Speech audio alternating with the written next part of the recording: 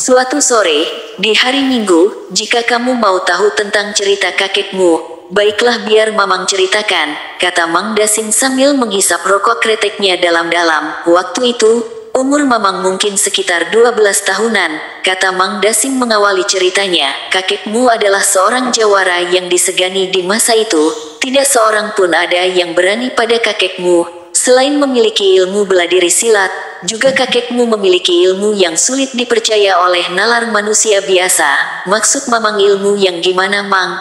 Yang dimiliki oleh kakekku itu, tanyaku terpaksa memotong cerita Mang Dasim. Begini, contohnya yang Mamang tahu dan Mamang saksikan.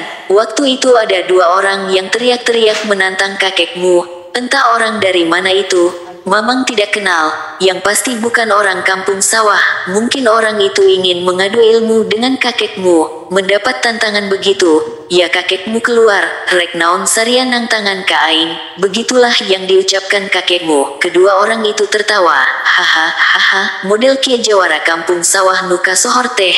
Asa-asa tepi kasieun ieu mah jawara teh. Jigana mah karek dua jurus geges ngagoler ku aing mah, kata orang yang tinggi besar. Mendengar ucapan itu, kakekmu langsung marah, membentak keras sampai kedua orang lelaki itu ambruk seperti kehilangan tenaga, bersimpuh di tanah, menyerah kalah tanpa bertarung. Dan ada satu cerita dari kakekmu yang sangat luar biasa. Cerita gimana tuh, Mang? Tanyaku semakin penasaran. Begini nih ceritanya, dulu di kampung sini ada orang yang kaya raya, namanya Juragan Sumenta. Rumahnya besar, sawahnya puluhan hektar, kerbaunya pun sampai ratusan. Pada suatu malam rumah Juragan Sumenta kerampokan, uangnya 1 koper raib dibawa kabur oleh perampok. Para centeng dan keluarga Juragan Sumenta disirep pada malam itu, sehingga tertidur pulas. Dengan leluasa para perampok itu mengobrak-ngabrik mencari uang Juragan Sumenta. Untung saja emasnya tidak ditemukan oleh perampok itu, hanya uang 1 koper yang diambil oleh para perampok. Paginya baru sadar kalau rumahnya sudah kerampokan.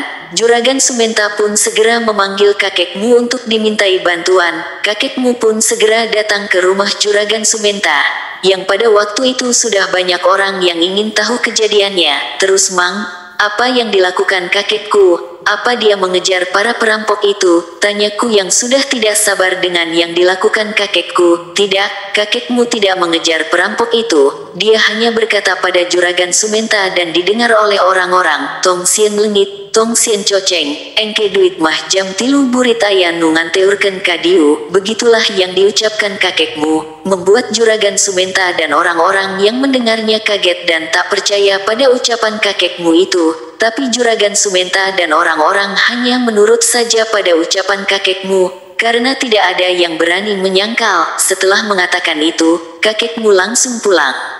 Sore sebelum jam 3 sudah banyak orang di rumah Juragan Sumenta, mungkin ingin membuktikan benar atau tidaknya ucapan kakekmu itu. Juragan Sumenta kelihatan sangat gusar, karena sudah jam 3 belum ada juga orang yang mengantarkan uangnya. Begitupun dengan orang-orang yang ada di sana mulai tidak percaya pada ucapan kakekmu. Pikir saja, mana mungkin uang yang sudah dirampok dikembalikan lagi? Itu sangat mustahil sekali.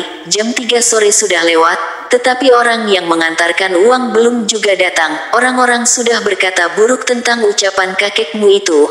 Untung saja kakekmu tidak ada di sana, jadi tidak ada keributan. Tetapi orang-orang lebih leluasa komentar tentang kakekmu. Di saat semua orang gusar dan putus asa, datang si Madun dengan membawa sebuah koper besar.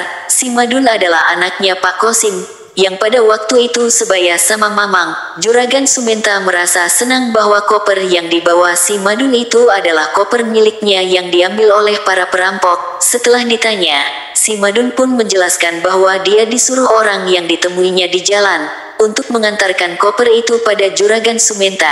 Dengan disaksikan orang-orang, Juragan Sumenta pun membuka kopernya. Begitu terbuka kopernya, ternyata isinya penuh dengan tumpukan uang kertas. Juragan Sumenta dan orang-orang senang, tapi sungguh aneh. Ketika Juragan Sumenta mau mengambil sebagian uang itu rapat satu sama lain, tak bisa diambil selembar-selembar. Semua orang tertegun menyaksikan keanehan itu. Juragan Sumenta mengangkat dan mengeluarkan setupuk uang yang rapat rapat. Dia penasaran membolak-balikan tumpukan uang itu, dan terus mencoba mengambil selembar, tapi sayang tak bisa. Uang sudah rapat menjadi satu tumpukan besar. Jangankan bisa dibelanjakan, dihitung pun sudah tak bisa. Di saat-saat semua orang sedang kebingungan, Pak Jaya berkata menyarankan untuk memanggil kakekmu. Juragan Sumenta pun segera menyuruh orang untuk memanggil kakekmu.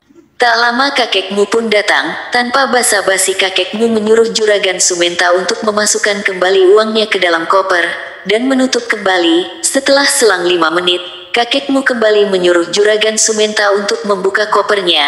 Juragan Sumpena menuruti apa yang diperintahkan kakekmu. Setelah koper terbuka, kembali kakekmu menyuruh Juragan Sumenta untuk mengambil uangnya. Sekarang uang kembali normal. Semua sudah bisa diambil selembar-selembar.